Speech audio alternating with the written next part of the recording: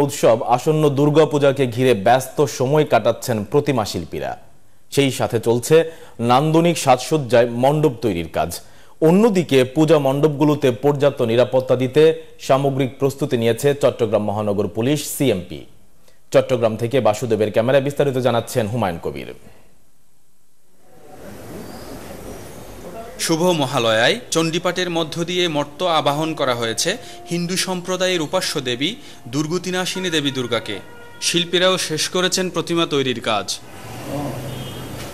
এখন দিনরাত ব্যস্ত সময় পার করছেন রং তুলির আছড়ে প্রতিমার সৌন্দর্যের নান্দনিকতা আনতে শৈল্পিক কারুকাজ। চিকন কাজ চলতেছে, মুখের কাজ চলতেছে, নারায়ণ চলতে আছে, কিছু ডেলিভারি হয়েছে, ডেলিভারি আবার পরে কয়েকদিন পরে আবার ডেলিভারি দিব। আমরা রাত 3টা পর্যন্ত কাজ করতে হইতেছে এখন বলতে গেলে, আর এগুলো ডেলিভারি দিতে পারলে মোটামুটি আমরা শান্তি। এবার নগরীতে 298টি জেলায় 1960টি মণ্ডপে অনুষ্ঠিত হবে শারদীয় দুর্গাপূজা।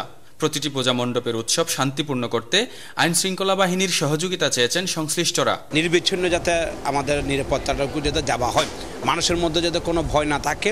সরকারের কাছে আকুল আবেদন জানাচ্ছি যাতে নিরাপত্তা আরও জোরদার করা হয়। পর্যাপ্ত নিরাপত্তা ব্যবস্থা নেওয়ার কথা জানালেন সিএমপি কমিশনার। কোন কোন গুরুত্বপূর্ণ যেগুলো সেগুলোতে পর্যাপ্ত নিরাপত্তা ব্যবস্থা এবং বিভিন্ন এলাকায় আমরা কমিটি করে দেব। সেই পূজা কমিটির সাথে আমাদের আনসার সদস্য, পুলিশ সদস্য সব জড়িত থাকবে।